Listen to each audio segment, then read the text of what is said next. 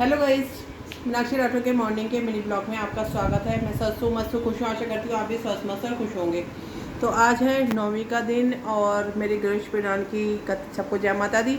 मेरे गणेश पुराण की कथा का भी टाइम हो गया है। तो ओम गणेशाय नमः। तो आज की जो मेरी कथा है, काल की गति बड़ी विचित्र होती है। सुनिए।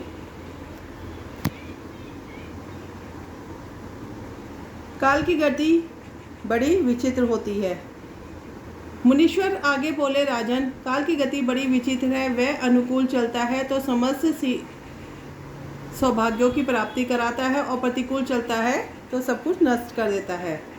देखो, कौंडिन्यपुर में उस समय चंद्रसेन नामक राजा राज्य करता था। उसकी मृत्यु अकस्मात हो गई। नगर में सर्वत्र शोक छा गया। राजा की सदाचारणी पत्नी सुलभा पत्नी के वियोग में मूर्छित हो गई। तभी एक बेहद वेदज्ञ ब्राह्मण ने आकर कहा, जिसकी जितनी आयु होती है वह उतना ही जीवित रहता है, इसलिए शोक करना व्यर्थ है। फिर जो मर गया उसका संस्कार तो करना ही चाहिए, अन्यथा सद्गति कैसे प्राप्त होगी। जो केवल शोक की दिखावा करता है वह अवश्य स्वार्थी है, इसलिए राजा का संस्कार करना ही उसके प्रति सच्ची प्रीति प्रदर्शित करना होगा।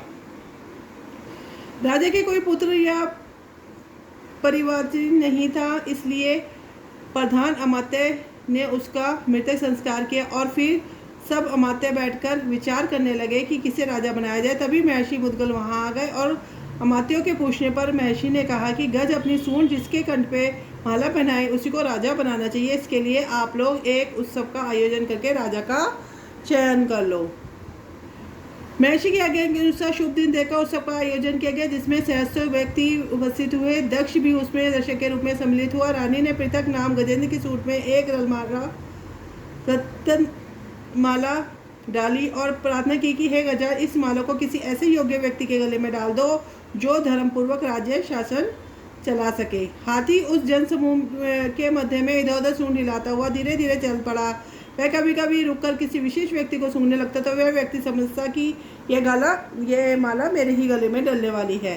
अनेकों उत्सुक व्यक्ति हाथी के पास इसी आशा में आने लगे, किंतु हाथी सबकी ओर देखता और बहुतों को सूंघता हुआ अंत में दक्ष के पास जा पहुंचा। उसने सूंघकर देखा, कुछ देर कर अंत में उसने माला को उसके गले में डाल दिया।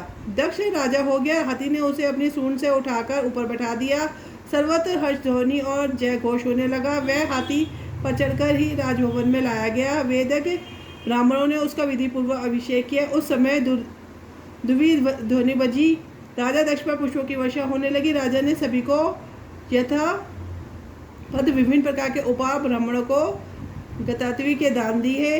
हे महाराज, दक्ष का विवाह राजा वीरसेन की पुत्री से हुआ। फिर उसके वृद्ध भानु नामक एक पुत्र हुआ, जिसके सुखपूर्वक उस राज्य को भोगा। वृद्ध भानु का पुत्र खंडवर हुआ। खंडवर का पुत्र सुलभ हुआ। उसका पुत्र पद्माकर हुआ। उसका पुत्र पूदीप्त और उसका पुत्र चित्रसेन हुआ। हे राजन, उस चित्रसेन से तुम पुत्र हो। ब्रह्मा जी ने कहा, हे व्यास, विश्वामित्र जी के मुख से अपना परंपरागत परिचय सुनकर राजा भीम को बड़ी प्रसन्नता हुई। उसने निवेदन किया, प्रभु, मुझ पर भी भगवान दक्ष का अनुग्रह हो सके कि वैसी कृपा कीजिए। उनकी प्रार्थना सुनकर विश्वामित्र ने कहा, हे राजन, तुम राजा दक्ष द्वारा निर्माण कराए गए गणेश मंदिर में रहकर गणेश का अनुष्ठान करो तो तुम्हारे ये सब अभिष्ट पूर्ण हो जाएंगे। यह सुनकर राजा उन्हें प्रणाम करके वश परांगत को उपास किए गणेश्वर मंदिर में जाकर उपासना करने लगा और विशाल पूर्ण होने पर उसके रुक्मांगद नामक पुत्र की प्राप्ति हुई। कालांतर में पिता की आज्ञा से रुक्मांगद अपने पैतृक राज्य पद पर आसीन हुआ।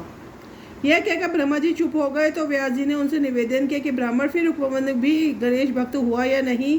राजा रुक्मांगद बहुत बड़ा धार्मिक और सत्यवादी हुआ था। उसे भी एक बड़े संकट की प्राप्ति हुई थी, जिसकी निवृत्ति गणेश कृपा से हुई। तो अब जो कल हम कथा का सुनाने जाऊंगी मैं, उसका है रुक्मांगद की संकट से निवृत्ति कैसे हुई थी। तो ओम गणेशाय नमः, गणपतये नमः। आज की गणेश जी की कथा यहीं पे पूर्ण होती है। कल मिलते हैं हम मॉर्निंग में गणेश जी की एक नई कथा के साथ। तब तक हैव अ नाइस डे। सबको बाय बाय, सबको राम राम, सबको राधे राधे।